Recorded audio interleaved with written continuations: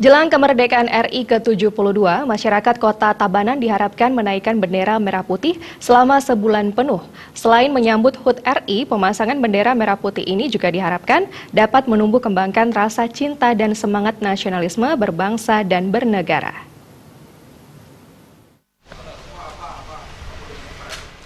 Pemasangan bendera merah putih jelang peringatan HUT kemerdekaan RI ke-72 di Bali diharapkan dapat meningkatkan rasa nasionalisme berbangsa dan bernegara. Begitu pula di Kabupaten Tabanan. Wakil Bupati Tabanan Komang Gede Sanjaya berharap pemasangan bendera ini dilakukan dengan kesadaran akan menjadi bagian dari NKRI, bukan atas himbauan maupun surat edaran yang dikeluarkan pemerintah.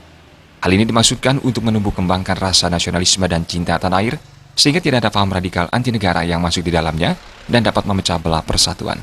Terlebih saat ini diduga ada paham radikal yang masuk dan mau mengganti Pancasila sebagai dasar negara dengan paham lain. Kami di Kabupaten Tabanan, khususnya juga kepada generasi muda, bagaimana kita memaknai hari kemerdekaan yang ke-72 ini adalah harapan kita bagaimana kita betul-betul bisa lagi mengamalkan nilai-nilai daripada apa yang sudah didirikan oleh the founding father kita, khususnya Bung Karno dan Bung Hatta. Nah, di mana sekarang ini kita alami bahwa bangsa kita ini mengalami beberapa cobaan, godaan.